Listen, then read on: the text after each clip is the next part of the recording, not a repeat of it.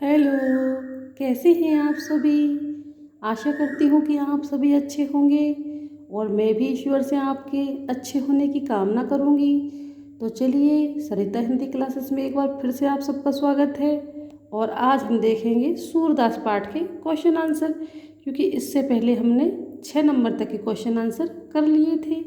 तो चलिए स्टार्ट करते हैं। यदि कोई व्यूअर मुझसे नया जुड़ा है और उसने मेरी ये वीडियो नहीं देखी है तो आप मेरे डिस्क्रिप्शन बॉक्स में जाके देखिए, मैंने वहाँ लिंक डाल दिया है। आप वहाँ से सूरदास जी पाठ का अर्थ और क्वेश्चन आंसर देख सकते हैं। तो चलिए स्टार्ट करते हैं। गोपियों ने उद्धव से योग शिक्षा कैसे लोगों को देने की बात कही है। तो हमने जब इसकी व्याख्या की थी तब हमने बताया था कि गोपियाँ कह रही थी कि इस ज्ञान यानी कि योग ज्ञान की आवश्यकता उन व्यक्तियों के लिए है जिनका मन एकाग्रचित नहीं होता। लिख लेते हैं। गोपियों ने उद्धव को योग का संदेश उपदेश उनको देने के लिए कहा है जिनका मन एकाग्रचित न होकर इधर उधर भटकता है, जबकि उनका मन तो कृष्ण के प्रेम में एकाग्र है। Next question.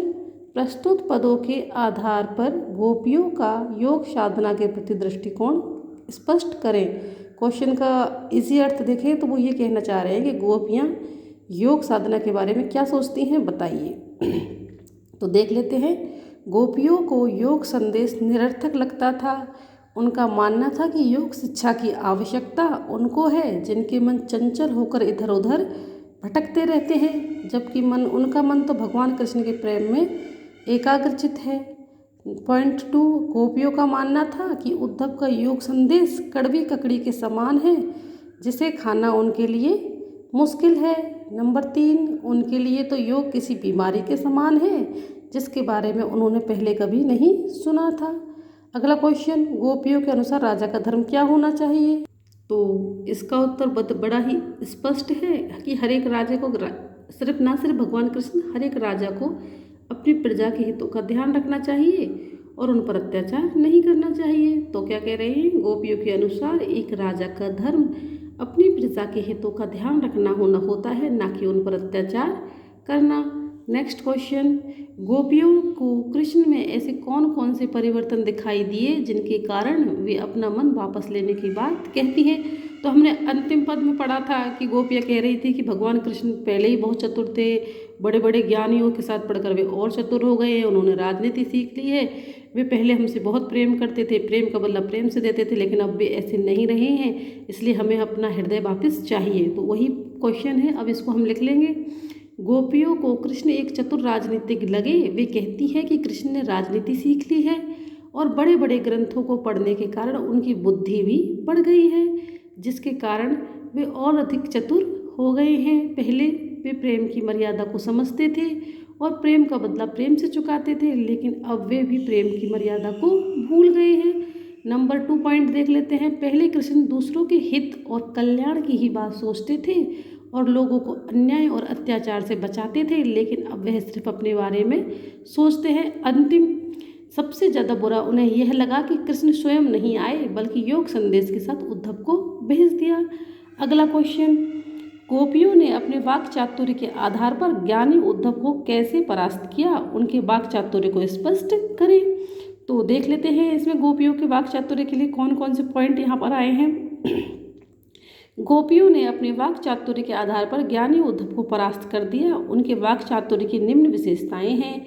सबसे पहला, उन्होंने अपनी हर बात तर्कपूर्ण प्रकार से रखी जिसका उद्धव से जवाब नहीं लगा। गोपियाँ बार बार उद्धव को भंवरे के माध्यम से ताने मारकर चुप करा देती थी। अगला देख लेते हैं। गोपियाँ उद्धव पर व्यंग करते हुए उन्हें तेल लगी गगरी व कमल के पत्ते के समान बताकर उनके ज्ञान के घमंड को तोड़ती हैं। अब अगला क्वेश्चन देख लेते हैं। संकलित पदों को ध्यान में रखते हुए सूर के भ्रमर गीत की मुख्य विशेषताएं लिखिए या बताइए। दोनों तरह से क्वेश्चन आ सकता है। तो भ्रमर गीत की क्या क्या विशेषताएं होती हैं, हमने क्या क्या देखा। एक तो हमने देखा कि इसमें निर्गुण भक्ति को कम और सगुण भक्ति को ज़्यादा महत्व दिया गया है। सूर जी ने भक्ति मार्ग को श्रेष्ठ बताया है बजाय किसके, योग के। सूर जी ने इसमें कई अलंकारों का प्रयोग करा है। इसकी भाषा ब्रज है। यह कृष्ण के प्रति गोपियों के प्रेम को दर्शाता है। यह गीति काव्य है अर्थात गाने योग्य है तथा यह भाव प्रधान भी है। इसमें सरल मन व वाक चातुर्य से उद्धव के महाज्ञानी योग गुरु को भी पराजित कर दिया है। सूरदास ने गोपियों की विरह वेदना का मार्मिक चित्रण किया है, यानी कि दिल को छू लेने वाला। लिपिबद्ध कर लेंगे। उन्होंने निर्गुण भक्ति की बजाय सगुण भक्ति को महत्व दिया है। सूर्य जी ने योग के बजाय भक्ति मार्ग को श्रेष्ठ बताया है।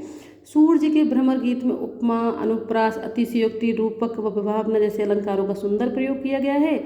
सूर्य जी के भ्रमर गीत की भाषा ब्रज है, जो इसकी सुंदरता में चार चांद लगाती है। यह कृष्ण के प्रति गोपियों के असीम प्रेम को दर्शाता है। यह गीति काव्य है, अर्थात इसे गाया जा सकता है तथा भाव प्रधान है। गोपियाँ अपने सरल मन व वाक चातुर्य से उद्धव से महाज्ञानी योग गुरु को भी पराजित कर देती हैं। सूरदास ने गोपियों की विरह वेदना का बहुत अच्छा मार्मिक चित्रण किया। अगला क्वेश्चन, गोपियों ने उद्धव के सामने तरह तरह के तर्क दिए हैं, आप अपनी कल्पना से और तर्क दीजिए। यदि कोई भी किसी से मिलने का वादा करके उसे नहीं निभाता तो यह न्याय उचित नहीं है, अतः कृष्ण ने यह उचित नहीं किया। ये हमारी कल्पना है, आप अपनी कल्पना के हिसाब से और भी अलग उत्तर लिख सकते हैं। तो चलिए देख लेते हैं दूसरा उदाहरण, जिसका प्रेम सच्चा व एकनिष्ठ है उसे योग ज्ञान की आवश्यकता नहीं है। कृष्ण पॉइंट 3, कृष्ण कितने बड़े राजा, कुशल राजनीतिक क्यों न हो, हम उनसे प्रेम करना नहीं छोड़ सकते, चाहे वे अपनी चतुराई से कितना ही योग ज्ञान देने का प्रयास क्यों ना करें। अगला क्वेश्चन देखने से पहले हम देख लेते हैं, इसका एक पॉइंट रह गया था। योग का मार्ग हम जैसी प्रेम रहनियों के लिए नहीं बना है, क्योंकि हम तो पहले ही कृष्ण मिलन की आग में जल रही हैं, जिसमें यह योग ज्ञान किसके समान है, अग्नि के समान है। अगला प्रश्न, उद्धव ज्ञानी थे, नीति की बातें जानते थे, गोपियों के पास ऐसी कौन सी शक्ति थी जो उनके वाक चातुर्य में मुखरित हुई है। देखिए, उनकी सबसे बड़ी शक्ति उनका प्रेम, कृष्ण के प्रति उनका प्रेम ही है, उनका एकाग्रचित मन है, तो वही है। देख लेते हैं, उद्धव चाहे जितने बड़े ज्ञानी क्यों ना हो, लेकिन गोपियों के पास कृष्ण के प्रति उनका सच्चा प्रेम और संपूर्ण जीवन उनके नाम कर देने वाला एकाग्रचित मन था, जिस कारण वे उद्धव को परास्त कर पाई। अंतिम प्रश्न, गोपियों ने यह क्यों कहा कि हरि अब राजनीति पढ़ाए हैं। क्या आपको गोपियों के इस कथन का विस्तार समकालीन राजनीति में नजर आता है। तो गोपियों का ऐसा कहने के पीछे एक ही मकसद था कि वे आशा करती थी भगवान श्री कृष्ण उनसे मिलने आएंगे, लेकिन उन्होंने अपने योग गुरु उद्धव को उनके पास भेज दिया। तो देख लेते हैं, गोपियाँ हरि अब राजनीति पढ़ाए इसलिए कहती हैं क्योंकि कृष्ण अपनी बात सरल शब्दों में ना कहकर योग साधना के द्वारा कह रहे हैं और वे अपने आने का वादा भी पूरा नहीं कर रहे हैं। तो आज के समय में देख लेते हैं, हाँ बिल्कुल, गोपियों के इस कथन का विस्तार समकालीन राजनीति में स्पष्ट नजर आता है, क्योंकि जब चुनाव सिर पर होते हैं तो नेतागण घर घर जाकर सुनहरे वादे करते हैं, किंतु चुनाव उपरांत वे कहीं गायब हो जाते हैं। तो ये तो थे इस पाठ के क्वेश्चन आंसर। यदि आपको ये वीडियो थोड़ा सा भी पसंद आया हो तो प्लीज़ लाइक, शेयर, सब्सक्राइब का बटन ज़रूर दबाएं और जुड़े रहें सरिता हिंदी क्लासेस के साथ। Thank you. फिर मिलेंगे अगले पाठ के साथ।